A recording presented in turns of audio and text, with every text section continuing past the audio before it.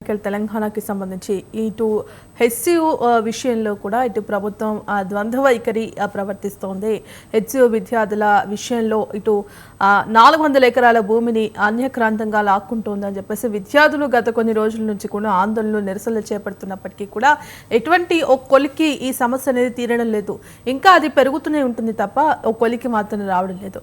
మరి ఇటు పోలీసులు కూడా అటు విద్యార్థుల పట్ల చాలా కఠినంగా వ్యవహరిస్తున్నారు. లాఠీ చార్జ్ చేసుకుంటూ ఆడపిల్లల్ని మహిళలను కూడా చూడకుండా జుట్టుపట్టి ఈడ్చుకుంటూ లాక్కెళ్తున్నారు.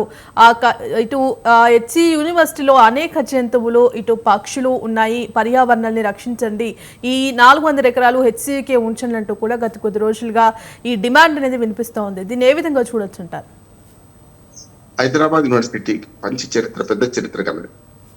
74లో అప్పుడు 6 సూత్రాల పథకం. అంతకుముందు హైదరాబాద్ స్టేట్ లో విడిపోయిన తర్వాత తెలంగాణ ఆ ప్రాంతం అంతా ఆంధ్రప్రదేశ్, ఉమ్మడి ఆంధ్రప్రదేశ్ కలిసిన తర్వాత మురికి నిబంధనలు అమల్లో ఉండే. అంతకుముందు ఉండే 1909 నుంచి మురికి నిబంధనలు ఉన్నాయి.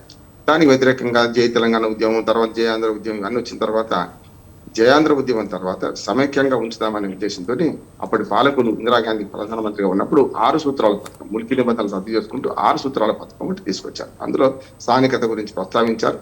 దాంతో పాటు ఈ 6 సూత్రాల్లో తెలంగాణ అభివృద్ధి చెందలేదని చెప్పి అప్పుడు సెంట్రల్ యూనివర్సిటీ కేంద్రీయ విశ్వవిద్యాలయం ఇస్తామని చెప్పి వారు దాన్ని ప్రతిపాదించారు.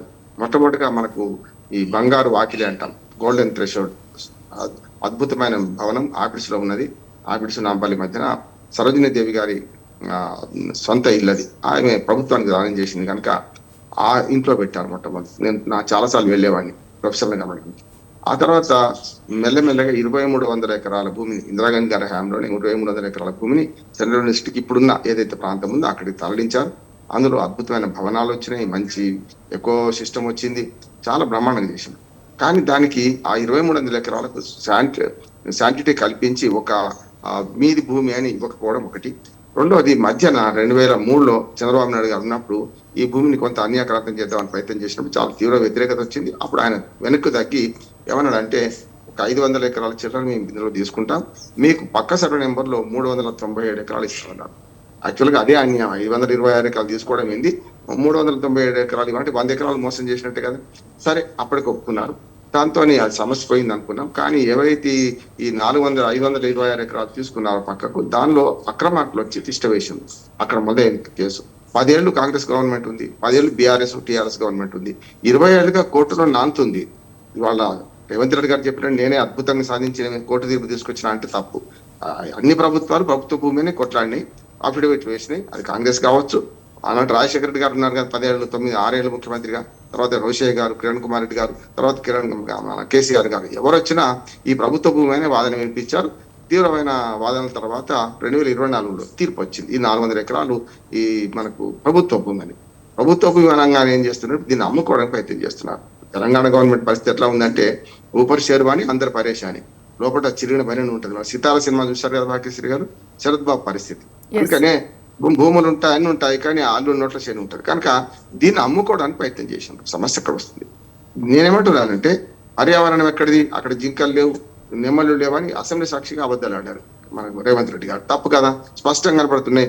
ఆ బుల్డోజర్ల హోరుకు పరిగెత్తిన జింకలు కనపడుతున్నాయి. అట్లానే ఈసారి 2025 మన హెచ్సియు క్యాలెండర్, అఫీషియల్ క్యాలెండర్ లో అక్కడి ప్రకృతి పర్యావరణం జింకల ఫోటోలు వేసుకుంటూ మొత్తం 12 నెలలకు 12 ఫోటోలు వేశారు. అక్కడే అవన్నీ కూడా. అందుకని ఒకటి లంగ్స్ మనకు స్పేస్ కూడా ఉండాలి. ఉదాహరణకు గతంలో బీఆర్ఎస్ ప్రభుత్వమే ఇందిరా పార్కు అట్లా ఎన్టీఆర్ గార్డెన్ ఏదో వేరే నిర్మాణాలు చేస్తారంటే మేము అందరం వ్యతిరేకించడం, 15 రోజులు 4 రోజులు ధర్నాలు చేసినాం, దాన్ని వెనక్కి తీసుకునే ప్రయత్నం ఏర్పాటు చేసినాం. అట్లానే ఇప్పుడు మనకు ఆనాడు పార్కులు రక్షించడం వల్ల, ఆనాడు భూములు రక్షించడం వల్ల కేవీ బ్రహ్మానంద రెడ్డి గారి పార్క్ ఉంది మనకి, ఏది మన జూబ్లీ హిల్స్ లో, ఎంత అద్భుతంగా ఉంటుంది. ఆనాడు అడివి అది, కానీ నిజాం కాలం నుంచి రక్షించి అది ఇవ్వడం వల్ల ఆ ఉన్నమడి ఆంధ్రప్రదేశ్ ప్రభుత్వం దాన్ని రక్షించింది. ఇప్పుడు కండ్లకోయిలో ఒక మంచి ఆక్సిజన్ పార్క్ ఉంది. ఇవన్నీ కూడా రక్షించుకోవడం వల్ల వచ్చినాయి కదా. ఇక్కడ కూడా ఏమంటున్నా అంటే ప్రభుత్వం ప్రభుత్వంది కదా, రైట్, పబ్లిక్ ప్రాపర్టీ కదా, అది ఎస్సీకి ఇచ్చేయండి. ఇంకొక మాట కూడా అంటున్నాను, ఎస్సీ 2300 ఎకరాల భూమి ఉండాలి, అది ఉందా? ఇప్పుడు ఏమైందంటే ఇస్తామన్న భూమి అన్యాక్రాంతం చేసాం, తీసుకున్న భూమి ఏమో మాది అంటున్నాం. అంటే రెంటా చెట్ట రేవడైంది ఇప్పుడు మనకు హైదరాబాద్ యూనివర్సిటీ పరిస్థితి. అందుకని విద్యార్థుల పోరాటం ఏకీపిస్తున్నా నేను. ఈ భూమిని ప్రభుత్వంది అయినా సరే, ఇప్పుడు వివాదం ప్రభుత్వంది అయినా హెచ్సియుది అయినా రెండు ప్రభుత్వాలే కదా. అదేమో యూనివర్సిటీ, ఇదేమో రాష్ట్ర ప్రభుత్వం, అంతే తేడా కదా.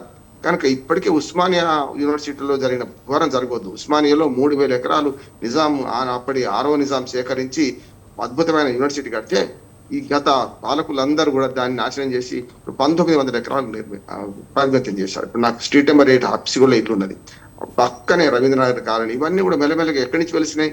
ఉస్మానియా యూనివర్సిటీ భూముల్ని రకరకాల ప్రయోజనాలకు ప్రభుత్వం ఇచ్చింది, ప్రజలు కూడా ఆక్రమించుకున్నారు.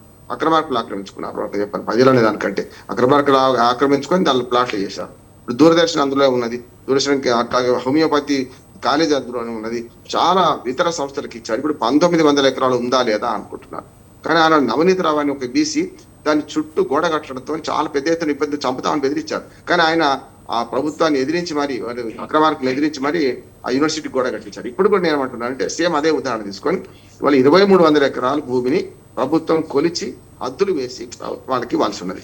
అది మిగిలిన ఉంటే కూడా దాన్ని కూడా హెస్సీల కలపాలి తప్ప ఇట్లా ప్లాట్లు చేసి అమ్ముకొని అప్పులు కట్టడానికో, పప్పు బెల్లాలు సంక్షేమ పథకాలని పప్పు బెల్లాలు పంచడానికో చేయొద్దు. 400 ఎకరాల భూమి అంటే ఇవాళ చాలా విలువైన వృక్ష సంపద ఉన్నది, వన సంపద, మనకు జంతు సంపద ఉన్నది. అక్కడ రాక్ గార్డెన్ చేసుకోవచ్చు. మనం ఎక్కడెక్కడో పోతుంటే మీరు భాగ్యశ్రీ గారు కొన్ని పట్టణాల్లో రాక్ గార్డెన్స్ ఏర్పాటు చేస్తున్నారు. రామ్మోహన్ గారు, ఇక ముఖ్యంగా ఇప్పటికే అటు హైకోర్టు కూడా ఆదేశాలు ఇచ్చిన పరిస్థితి కనిపిస్తుంది. సమగ్ర నివేదిక సమర్పించండి, ఖచ్చితంగా నివేదిక సమర్పించండి, అంతవరకు చెట్లను నరికేయొద్దు, దీనిపై సమగ్ర నివేదిక అందించిన తర్వాత తదుపరి చర్యలు తీసుకుందామంటూ కూడా ఇప్పటికే ఆదేశించింది.